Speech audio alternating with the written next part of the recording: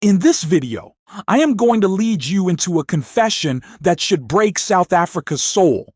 A cold, blood-soaked confession. From the man who pulled the trigger and ended the life of Sindiso Magaqa, a young ANC counselor, a youth leader, a dreamer turned corpse. Before I play you this soul-shattering confession, let me make something clear. This is not fiction. This is not a movie. This is not a distant war zone. This is South Africa, 2025, and a young man was slaughtered. Not by enemies of the ANC, but by its own decaying hands. Let the country listen. Let the youth know. Let the world never say we stayed silent. We are talking about a youth man, a youth killed he thought he can save South Africa from hyenas. A young man, Sindiso Magaqa, was hunted down like prey, executed for daring to expose corruption, and now, years later, the killers have confessed. You are going to hear the confession soon. They were paid. They were promised tenders. They were protected by the police. And the masterminds, senior government officials. Let that truth tear through your spine. The kill was planned like business. Because in South Africa, corruption is business. The killers were shown his house, given his photo, given a state-issued AK-47, escorted by police intelligence who were in on the hit. They were told, "Do not worry, the road is covered. The cops are with us."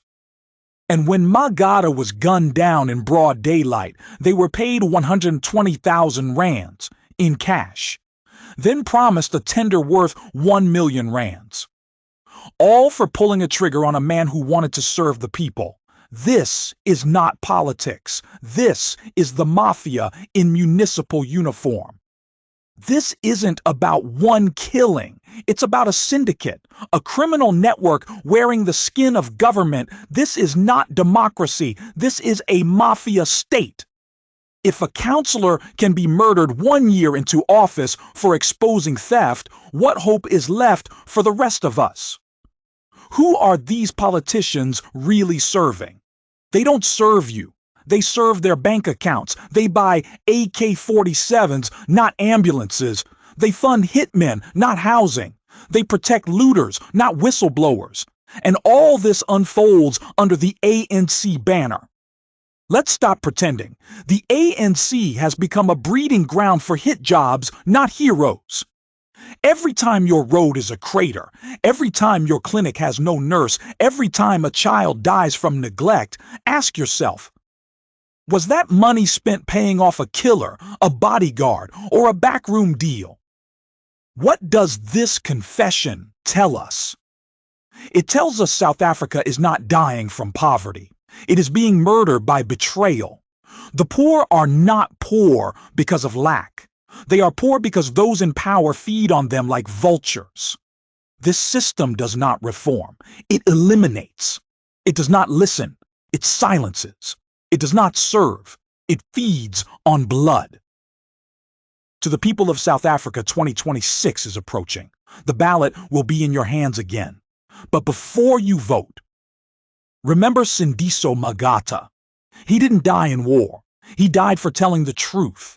He died because he refused to be silent in a system built on fear. You may never meet his family, but you owe them your voice, your anger, your refusal to bow to the ordinary evil now running this country. Final words.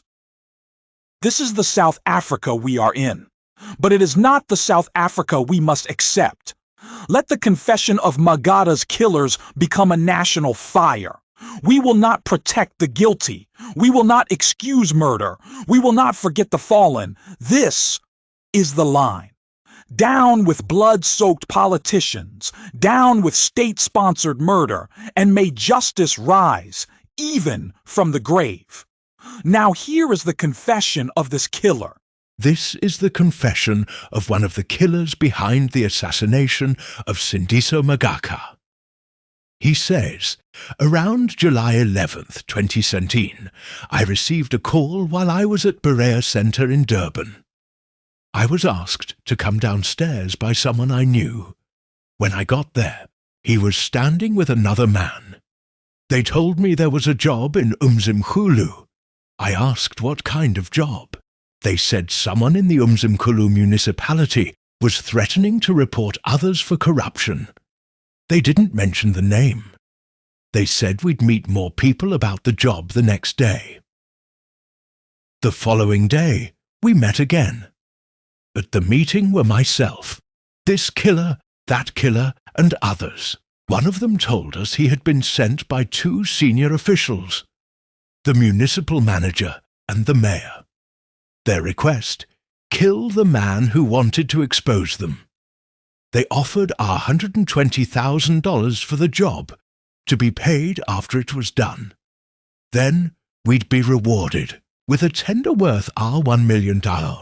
I told them I knew nothing about tenders. One of them promised to teach me how to apply and said everything would be arranged. On July 12, 2017, we drove to Umzimkhulu in 2 vehicles, a Mercedes-Benz and a red BMW. Upon arrival, those familiar with the area showed us the victim's house. We had been given his photo. That day we spotted him, but police were nearby, so we didn't act. The next day, July 13th, we returned. We saw his car parked near a car wash. He was inside. I walked up to the car to check for disturbances. There were none. I called the other, killer who had the AK-47.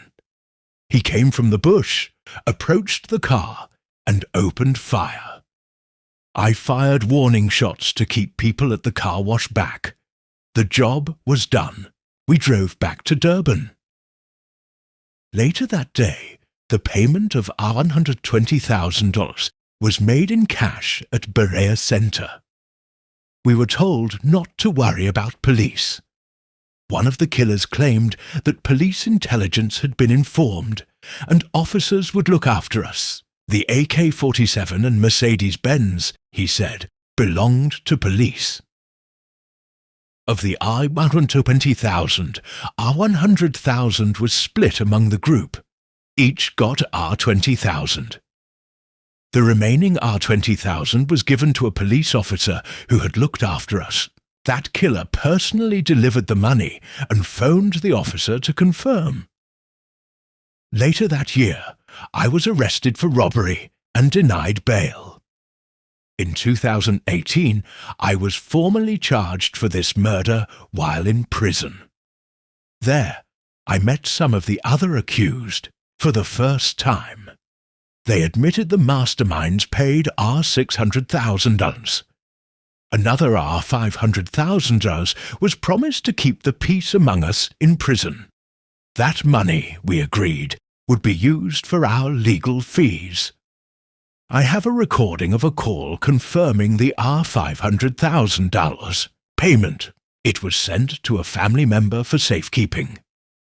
One of the masterminds reportedly shot himself in 2020, avoiding accountability. Let us be clear. Sindiso Magaqa was killed because he tried to expose corruption. He had served barely a year as a councillor. His honesty got him killed. And now we know the price they paid for his life, and the tender they promised as reward. Children are starving. Graduates have no jobs. Services have collapsed. But politicians are promising tenders to hitmen. $1 million for murder, Rafe. Killer didn't even know what a tender was. He probably never finished school. But they promised to help him open a company and win a government contract. This is why there is no service delivery. This is why corruption thrives. When you vote in 2026, remember Sindiso Magaqa. He died not because of illness, not in an accident, but because he told the truth. And now the truth has come out. Let us not let his death or the deaths of others, and they go unanswered.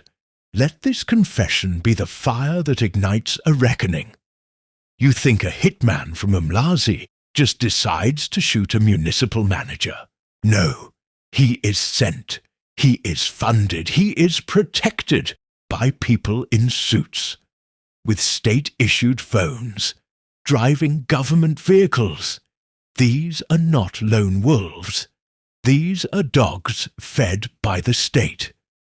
You would think the police are there to protect the people, to uphold the law, to serve justice.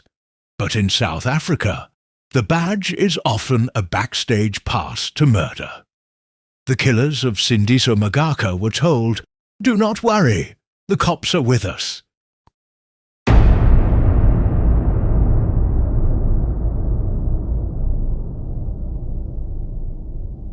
Bandages and blood money. How the sick became collateral in South Africa's corruption war. They didn't just steal money, they stole life. In the heart of Tembisa, where the dirt pour queue for hours, where nurses pray for gloves and babies are born on blood-stained sheets, there was a woman who refused to look away.